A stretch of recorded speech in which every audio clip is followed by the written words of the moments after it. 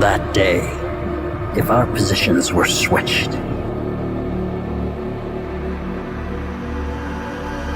would our fates be different?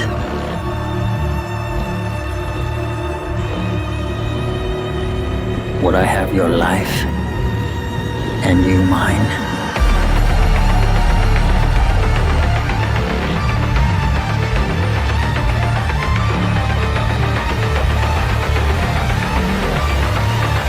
Let's settle this.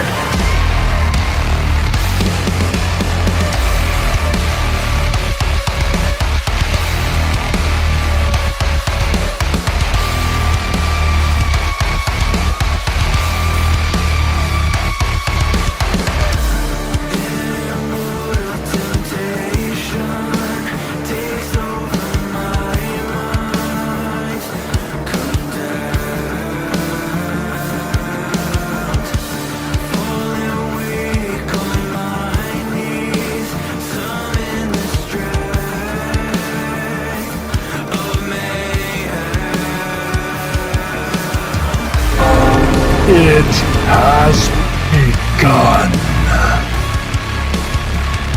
This can't be happening.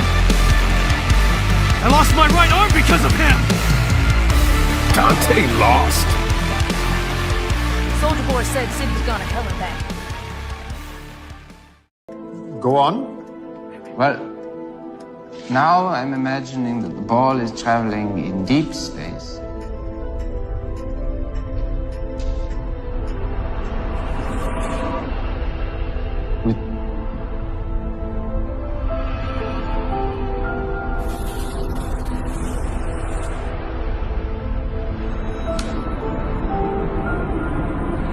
With no stars or planets around it. Acceleration is the derivative of velocity with respect to time. But how do we know that the ball is moving at all if there's nothing to compare its motions to? In other words, what is time? And for that matter, what is space? Newton's Principia, Volume 1. Absolute true and mathematical time of itself and from its own nature flows Equitably without relation to anything external. Time and space absolute, I know. Yeah. Well, then let's move on. But when pressed on the subject of absoluteness, Newton said, the deity endures forever, and by existing always and everywhere, he constitutes duration and space. Which in short is saying, I have no idea, but God must, so that...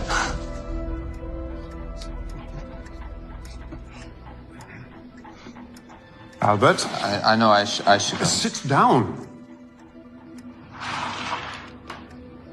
Well, it looks like we are going to have an interesting year.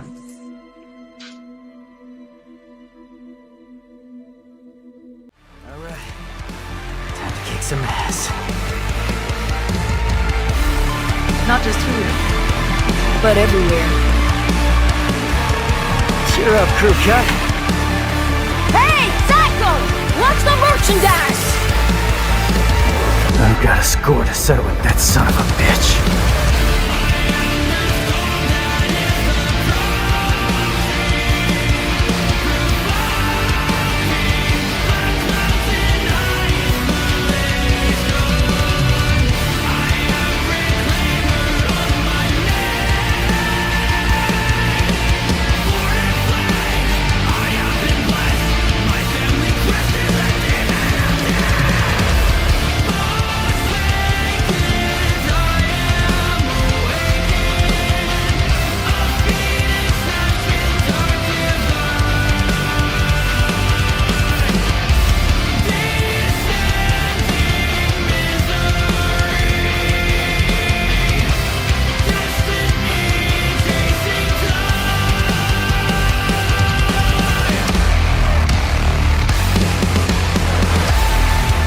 Second there, I thought you were gonna shish kebab me. This is my gig. Leave Nero out of this.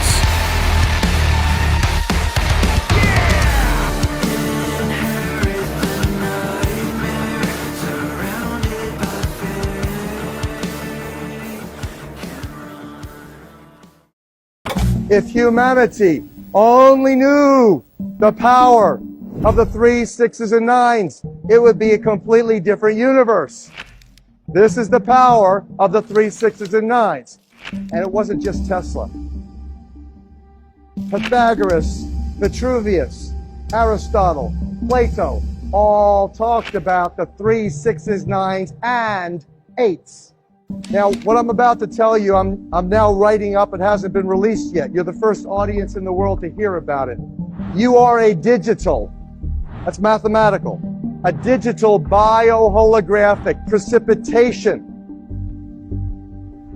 Because the kingdom of heaven in the religious world, in the theological realm, is the musical mathematical matrix that's right here, right now. It's precipitating, crystallizing, miraculously manifesting you right here, right now. It's running through you. You're in it. Without it, you'd be not even aware of anything. You'd not be here. We would not see you. Now, what's a matrix? Webster's defined matrix as something within or something from which something else originates. It's not just a Hollywood film. A rectangular array of numbers, algebraic symbols, or mathematical functions. Matrices play intimate roles in every aspect of life. The word is found several times in the Bible, in Exodus and in Numbers. Everything that openeth the matrix. You never heard these terms. Why did Da Vinci write backwards? The same reason that the global industrialists, back in the 1400s when Da Vinci was starting to do his work, decided that they were going to change the New World language. To create a new world order, you've got to have a new world language. Let's call it English. And so I'm going to be sharing with you the real Da Vinci Code. The real Da Vinci Code deals with the musical, mathematical matrix of the universe.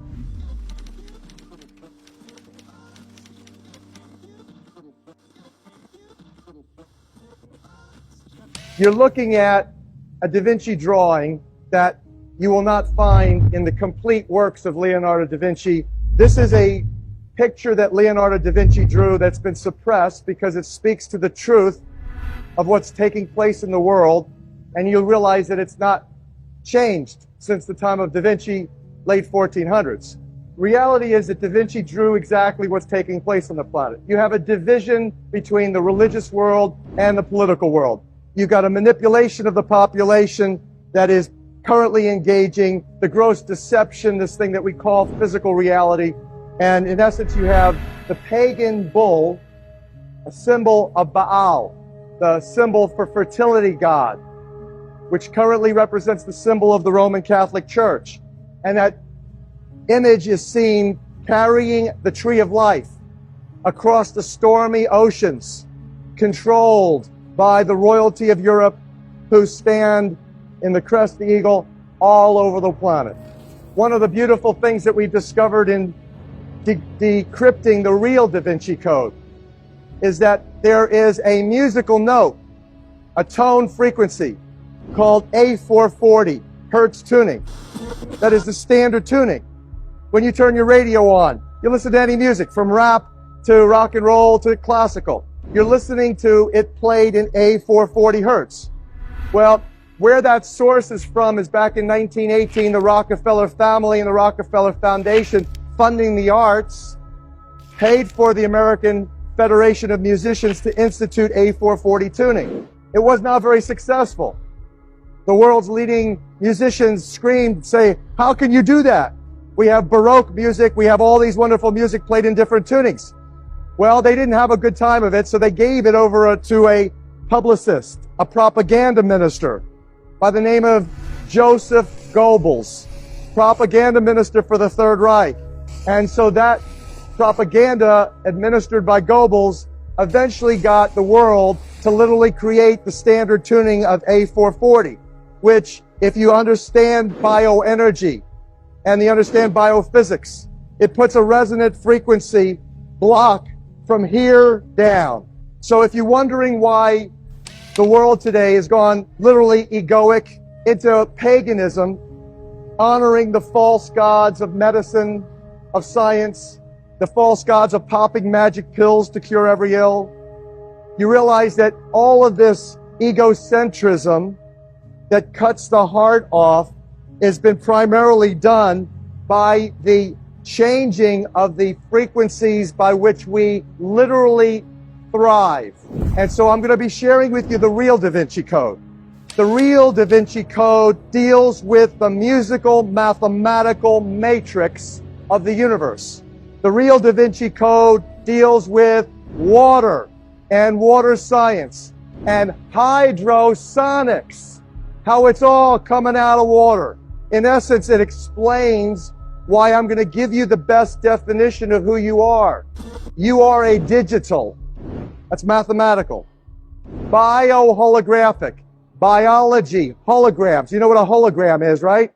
A digital bioholographic precipitation. Like a little nidus in the clouds suddenly begins to precipitate into a drop of rain and drops and falls to earth. That's precipitation. A digital bioholographic precipitation. Crystallization. Water. 80% of your Holy Spirit-filled temple is full with water. Water is a tetrahedron structure. It's a liquid crystal superconductor. So you're a digital bioholographic precipitation, crystallization, miraculous manifestation of divine frequency vibration coming out of water. Now, this is another Da Vinci drawing. It's of a Moses-looking character. He called it Old Man Water. Moses' name means, Hebrew translated to English, saved by the water. And that here you see Moses' staff is stuck down into the water, watching the swirling. That Da Vinci is studying the science of the swirling of water. And it's the same science that deals with the world's leading today mathematicians and physicists who have identified literally the cosmic frequencies and literally the sound of creation. And the sound of creation happens to be 9 core creative frequencies. There's only 9 numbers in the universe. And in fact, it's even more simpler than that. Creator says that I'm going to take the 9 core creative frequencies and they're all going to be based on 3 numbers. 3, 6, and 9. That Nikola Tesla taught his students. Royal Raymond Rife, John Keeley. If humanity only knew the power of the 3, 6s, and 9s, it would be a completely different universe. This is the power of the 3, 6s, and 9s. This, what you're looking at, is Marco Rodin's work. It starts where you see, let's say you start at 1. You go, 1 and 1 is 2, double the number. 2 and 2 is 4, you draw a line from 2 to 4. 4 and 4 is 8. 8 and 8 is 16, where 1 plus 6 is 7. That's what you do in ancient mystery school Pythagorean math. You reduce the multiple digits into the single digit integer. That's your 9 core creative frequencies. That's essentially, there's 9 numbers in the universe. That's all. 10 is a man-made concept. Zeros are placeholders in the decimal system. It's not of God. It's not God's language. We're talking about the language of creation, the language of the Creator, or what the Bible talks about in the beginning. And there, in the beginning, there was a Creator. There was the water, even before there was the Word, even before the Holy Spirit is mentioned in the Bible. You had the water. Go back, reread, study Genesis 1 through 6. You see that I'm telling you the truth. So that the water is part of the triune God, literally. Even when you go in-depth Bible study, even in the Christian community, the scholars will tell you that's the truth. Everybody else is operating in gross deception if they think that that's not the case. Pantheism, they say. Oh, Dr. Horowitz and all these others out there saying, oh, God is in everything. Well, gee whiz. Everything is made of God's footprint or signature, and that's what this is. This is Rodin's infinity pattern. He likens it to God's signature on everything. What are we talking about? Nothing new. In the old days, it was called polymath. Sources from the Greek word polys, meaning much, great in quantity, or mathes, meaning learning.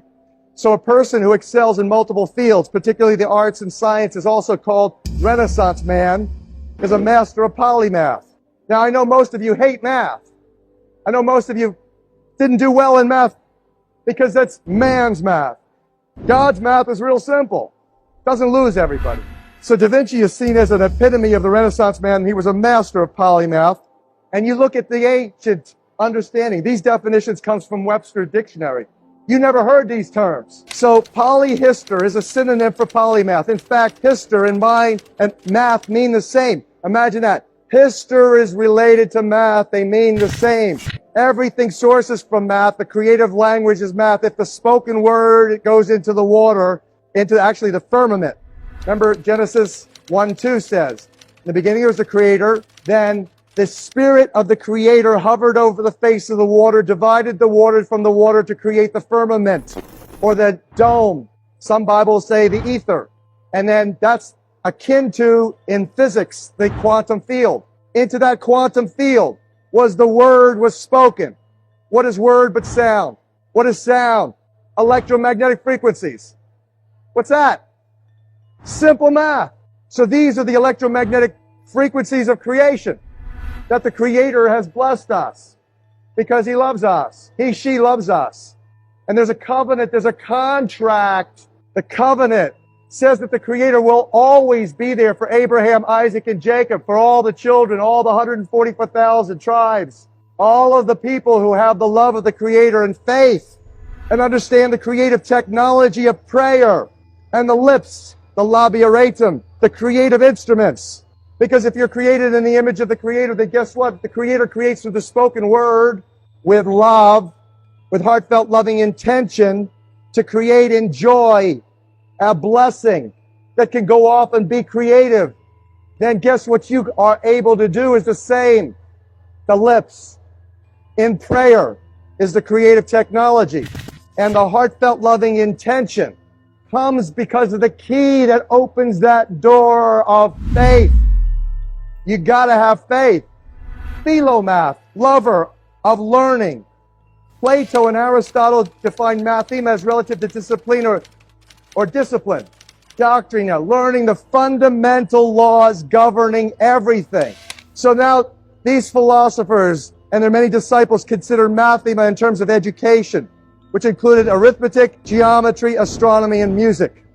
And language that I'm speaking right now, English, is a mathematical creative technology that is the maximum dumbing down technology ever invented. I'll show you why in a couple of minutes.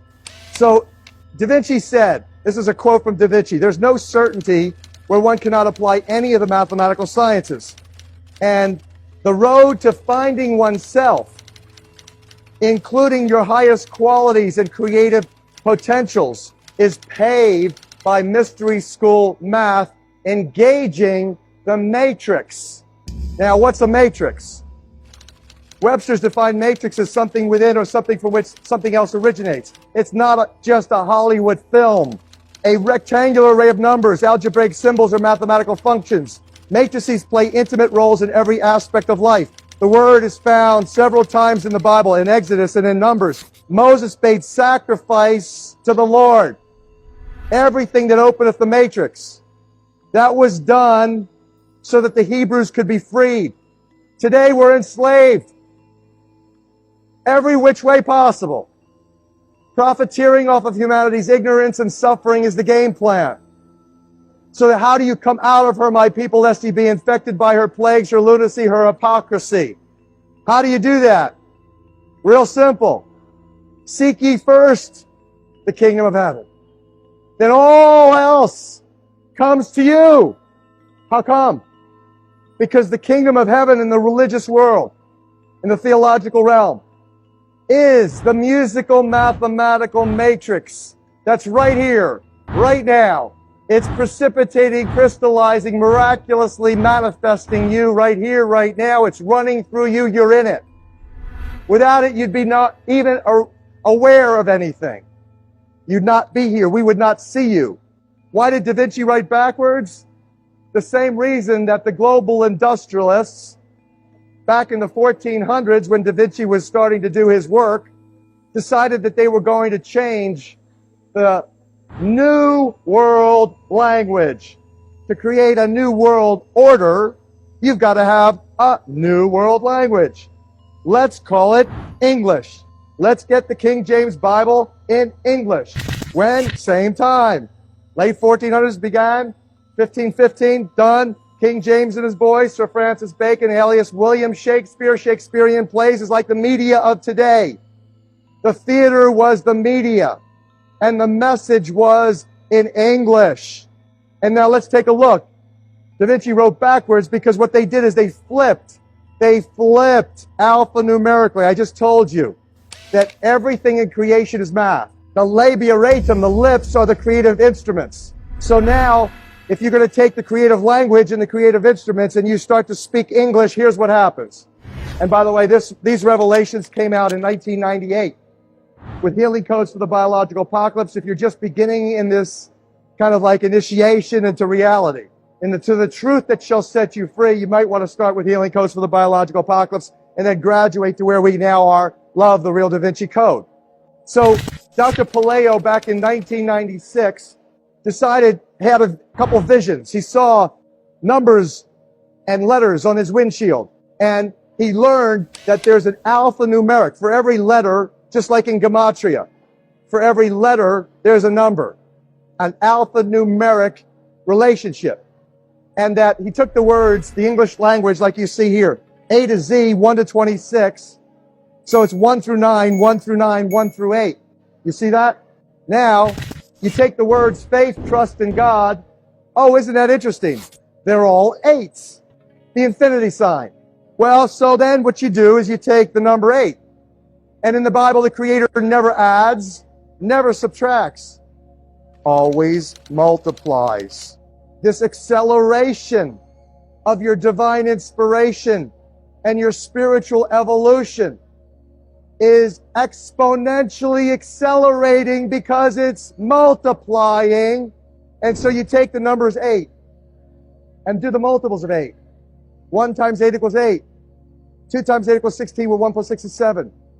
3 times 8 equals 24, plus 2 plus 4 is 6. 4 times 8 equals 32, where 3 plus 2 is 5. You see the countdown pattern, don't you?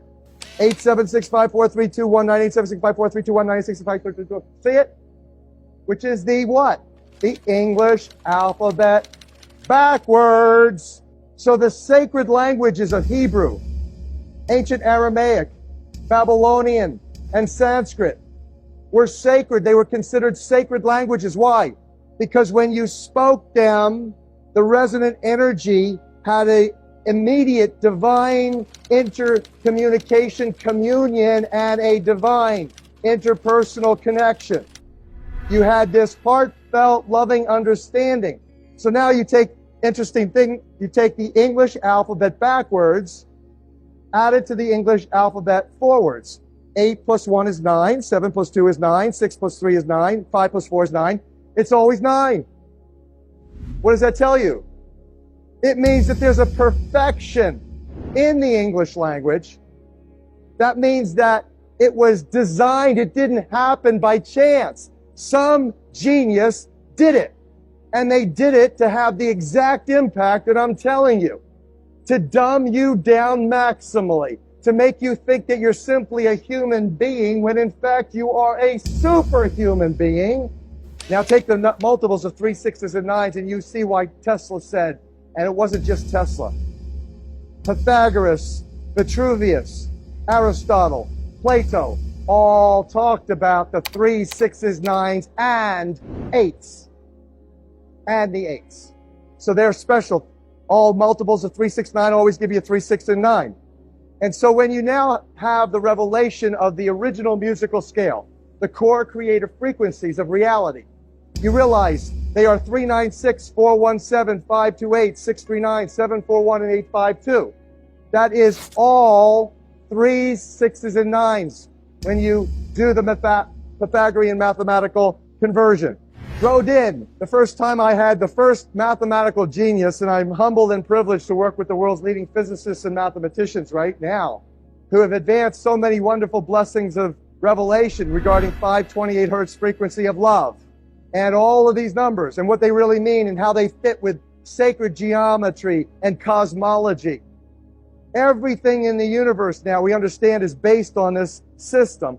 And Rodin was the first that I met. I had never known him before. He was invited to do a presentation. I was sitting in a living room in Hawaii, and Rodin was there presenting with other physicists and mathematicians, and he started to put these numbers of his matrix that he came up with from this simple array. He starts right there, real simple. And then he goes into more complex analyses where he creates the matrix of the universe. And he put them on the board, and I'm looking, holy smoke, this guy's putting up the solfeggio frequencies. 396, 417, 528, 63, repeating in a matrix. And from this simple work, he developed the more complex toroid structure of the universe. So this is Rodin's toroid. Now, sitting in the audience is a fellow who you should definitely get to know. His name is Nassim Haramein. He's a metaphysical physicist who took Einstein's field equations and factored in torque, spin, and velocity and advanced Einstein's work dramatically to come up with his structure of the universe. I'll show you in a second. He said to Marco Rodin in this audience, he said, Marco, I appreciate your work. He says, but you don't have it quite right. You forgot polarity. What goes up must come down. There's a positive, there's a negative. He says it's not a single toroid. The real structure of the universe is a double toroid. So the ResonanceProject.org presents you Nassim Haramein's work that shows you the structure of the universe is a figure 8. And if you see his animation, well, it's spinning. You see it has a spinning, spiraling, and coming back to the beginning, just like a figure 8 does.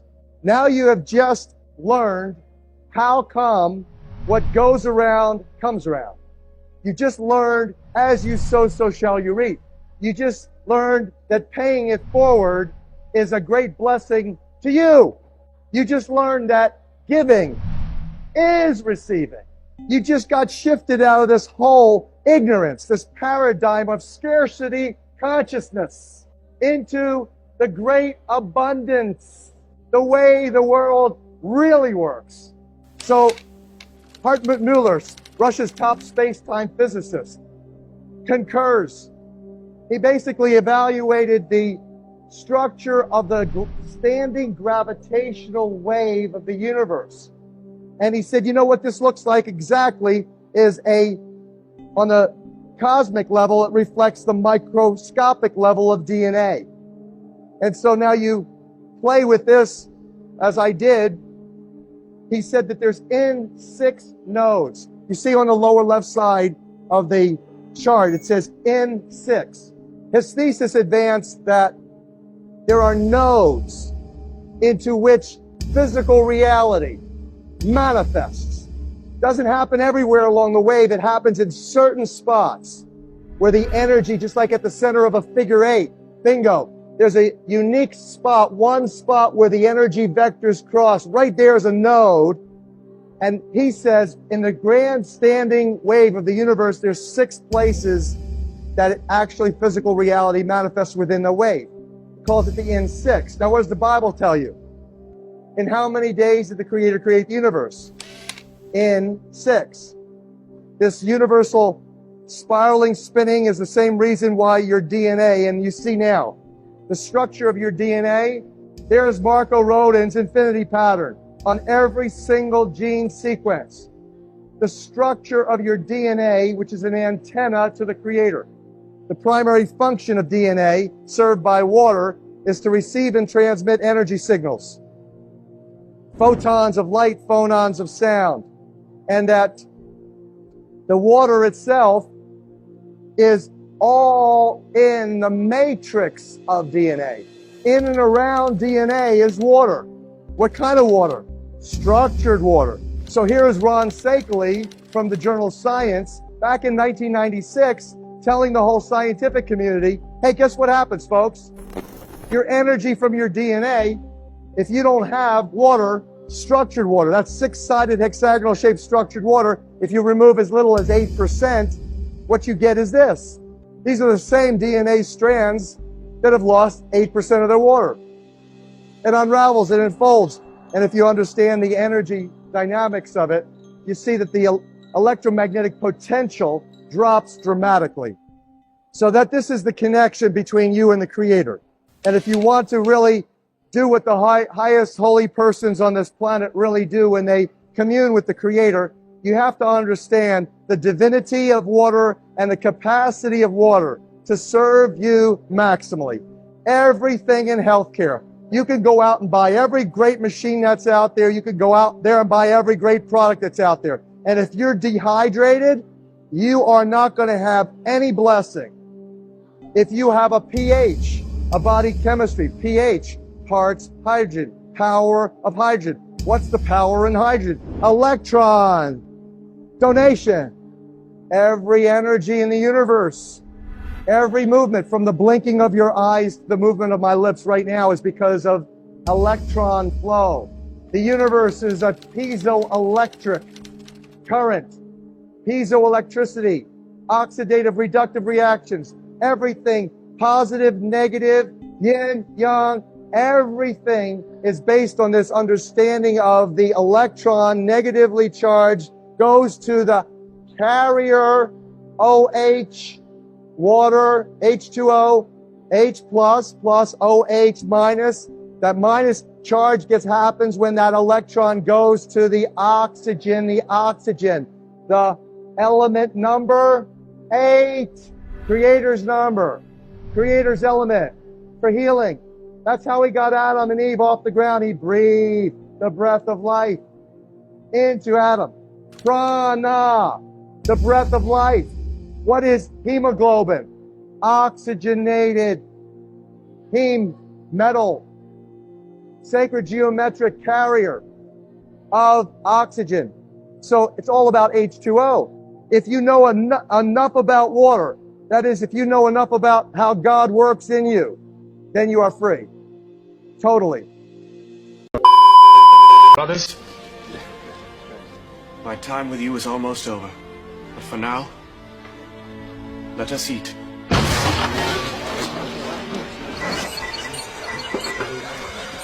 Eat this.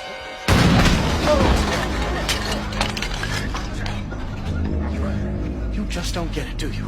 You have been targeted for termination. I've already told you, I'm supposed to die for the sins of mankind.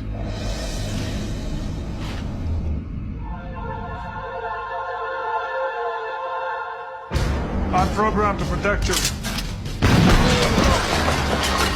Stop! Stop killing Judas! But he's going to betray you. I know. Look, I've got a lot on my mind right now, and you're really starting to stress me out, okay? Okay? Punch his pilot at 10 o'clock. Give me that thing! Forgive them, Father, for they don't know what they're doing.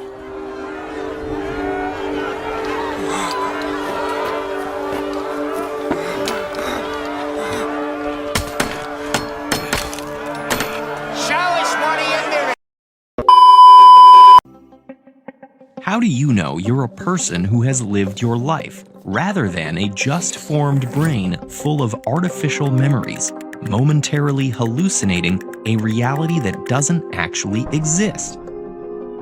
That may sound absurd, but it's kept several generations of top cosmologists up at night. They call it the Boltzmann brain paradox.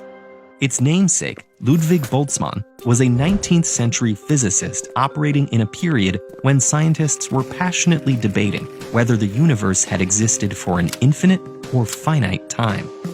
Boltzmann's main claim to fame was revolutionizing thermodynamics, the branch of physics that studies energy. He put forward a new interpretation of entropy, which is a measure of the disorder of a system. A glass is an ordered system, whereas a shattered glass is disordered. The second law of thermodynamics states that closed systems tend towards disorder. You won't see a shattered glass return to its pristine state. Boltzmann's insight was applying statistical reasoning to this behavior. He found that a system evolves to a more disordered state because it's more likely. However, the opposite direction isn't impossible, just so unlikely that we'll never witness things like scrambled eggs turning raw.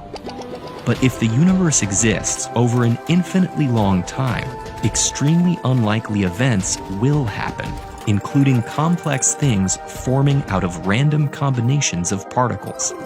So what does that look like in a hypothetical, infinitely old universe? In this unremarkable stretch of near nothingness, about 8 octillion atoms randomly come together to form a replica of the thinker made of pasta. It instantly dissolves. Over here, these particles suddenly form something like a brain. It's filled with false memories of a lifetime up to the present moment, when it perceives a video saying these very words, before decaying. And finally, by random fluctuations, all the particles in the cosmos concentrate in a single point, and an entire new universe spontaneously bursts into existence. Of those last two, which is more likely? The brain, by far. Despite all its complexity, it's a blip compared to an entire universe. Every one universe produced by random fluctuations has equivalent odds to heaps upon heaps of instabrains. So, by this reasoning, it seems extremely more likely that everything you believe to exist is actually a brief illusion, soon to be extinguished. Boltzmann didn't get quite that far in his thinking. The brains themselves were introduced by later cosmologists building on his work. But they, like just about everyone else, were pretty sure that they themselves weren't just ephemeral brains. So the paradox was, how could they be correct and the universe be eternal? The resolution is something most take for granted today, that our universe has not existed forever, but rather time and space started with a Big Bang.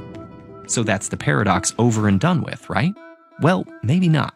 In the last century, scientists have found evidence supporting the theory of the Big Bang everywhere we look. Yet while we know that the Big Bang happened, no one knows what, if anything, preceded and caused it. Why did the universe begin in such an extremely ordered and unlikely state? Is our universe in an unending cycle of creation and collapse? Or might we be in one of many universes expanding within a multiverse? In this context, Boltzmann's paradox has found renewed interest by contemporary cosmologists. Some argue that leading models for where the universe came from still imply that Boltzmann brains are more likely than human brains, suggesting something's amiss. Others counter that slight modifications of the cosmological models would avoid the problem, or that Boltzmann's brains can't actually physically form. Some researchers even attempted to calculate the probability of a brain popping out of random quantum fluctuations long enough to think a single thought. They got this incredible number, whose denominator is 10 to a number about a septillion times larger than the number of stars in the universe. The Boltzmann brain paradox, despite its absurdity, is useful because it creates a bar that models have to rise to. If, compared to numbers like this one, the current state of the universe is exceedingly unlikely, something in the model is almost certainly wrong. Unless you're the one who is wrong.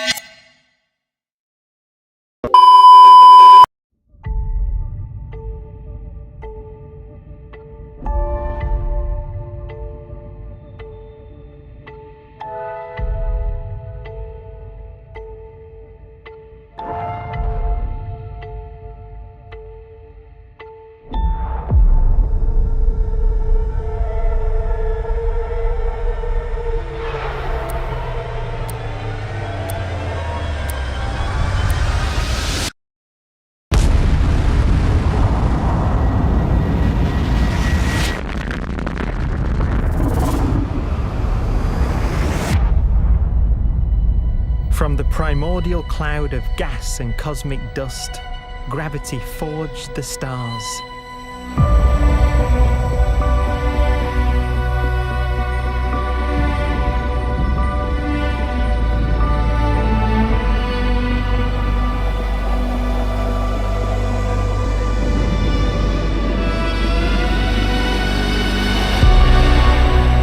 Gravity connects star systems together in vast galaxies and steers them on their journey through unbounded space.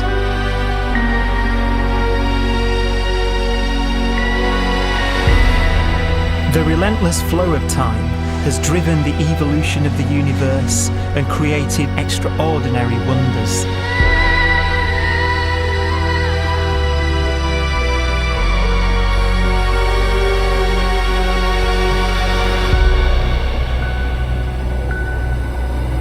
Some galaxies form so close together that they're locked in a gravitational embrace.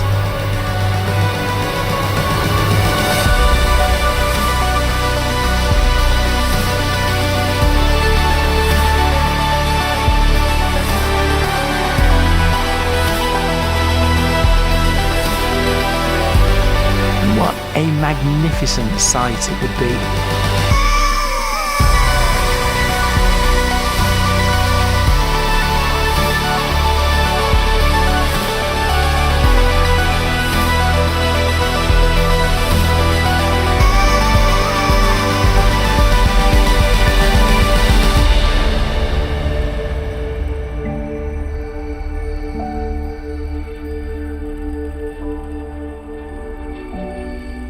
As it evolves, the universe passes through distinct eras.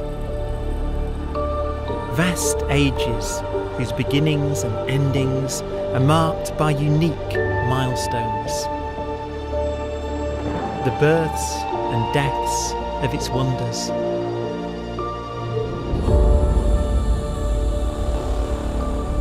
We are the product of a grand evolutionary sequence, cosmic evolution, about which we are only occasionally aware.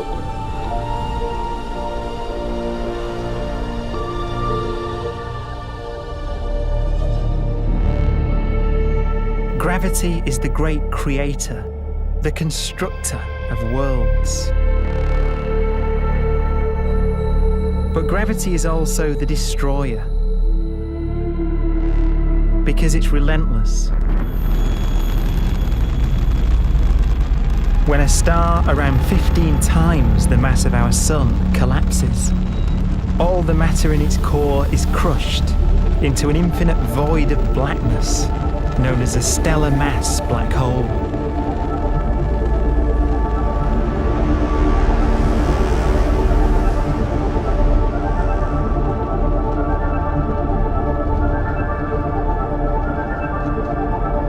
The immense gravitational pull of these monsters can rip a star apart. They tear matter from its surface and drag it into orbit.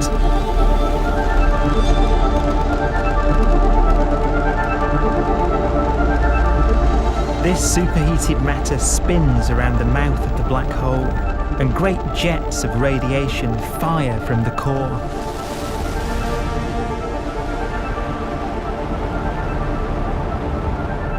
Although these jets can be seen across the cosmos, the core itself remains a mystery. Not even light can escape, so their interior is forever hidden from us.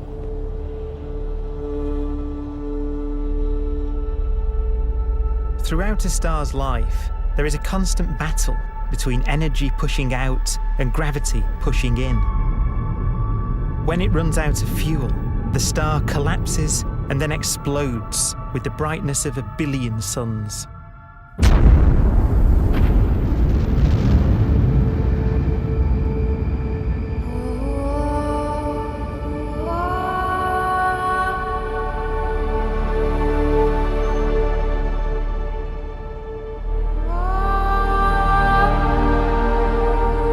As the star is torn apart, it will fire out into space all the elements that it created in its life and death.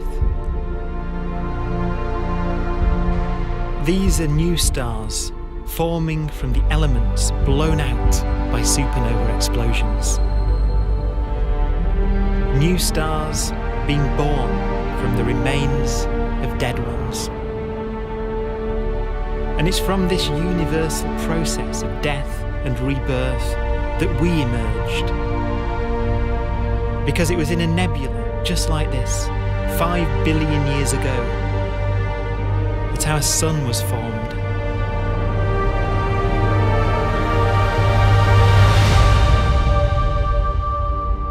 Clouds of hydrogen collapse further and further under the force of gravity, and the life cycle of a new star has begun. A star was born that would come to be known as the Sun.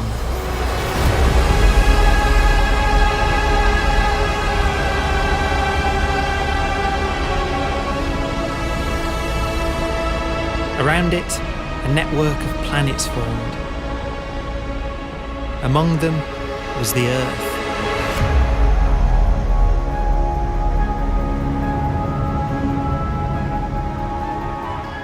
Debris left over from the formation of the solar system collides with the Earth.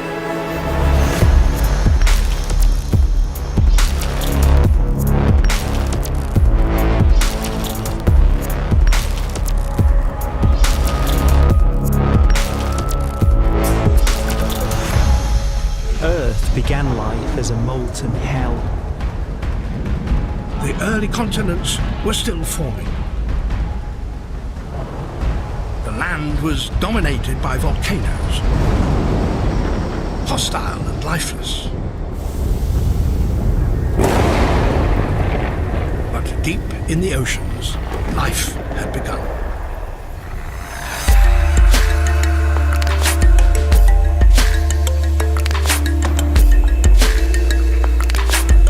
The latest theory is that chemicals spewing from underwater volcanic vents solidified and created the conditions needed for the first cells to form.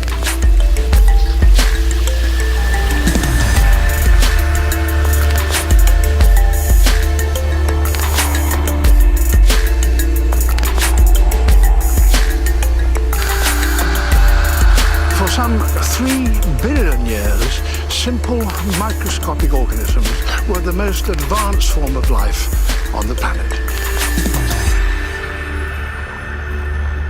Cyanobacteria and other oxygen-producing microbes began to bloom. These flourished in colonies of plant-like microbes that pumped out enormous volumes of oxygen.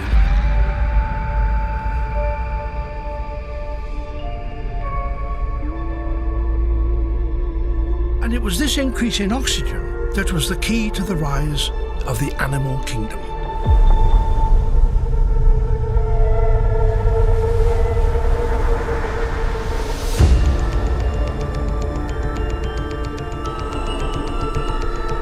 Organisms started using oxygen to respire,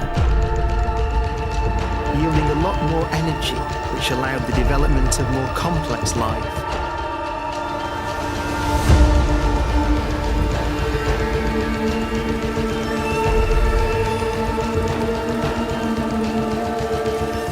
Just before complex life appeared, the world was in the grip of the biggest ice age in its entire history.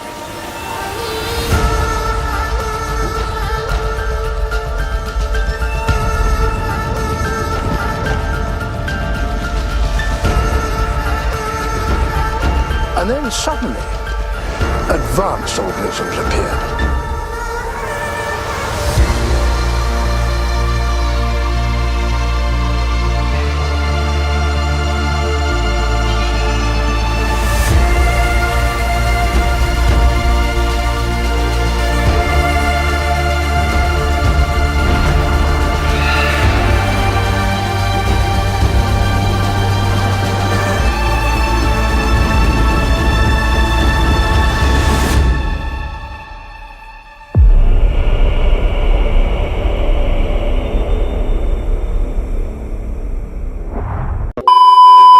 Each one of these numbers are so perfectly precise that if any one of them were off by the slimmest fraction, our universe wouldn't have existed. The anthropic principle is a concept that our universe appears to be finely tuned or structured by an unknown entity or a force. The hypothesis says that certain fundamental constants, such as the gravitational, cosmological, are precisely calibrated often to an extraordinary degree to support life as we know it. For instance, if the gravitational constant were slightly off plus or minus by the slightest fraction, stars would experience much stronger gravitational forces, leading to a faster fusion reactions in their cores, meaning that it won't be able to produce any elements which are essential for life. This means that there won't be any life on Earth, and there won't be us. If the cosmological constant were slightly larger, the universe would have expanded too rapidly for galaxies and stars to form. Similarly, if it was slightly smaller, gravity would have caused the universe to collapse back on itself. This means that there won't be Big Bang or our universe. If you find this video interesting, comment down your thoughts and follow for more.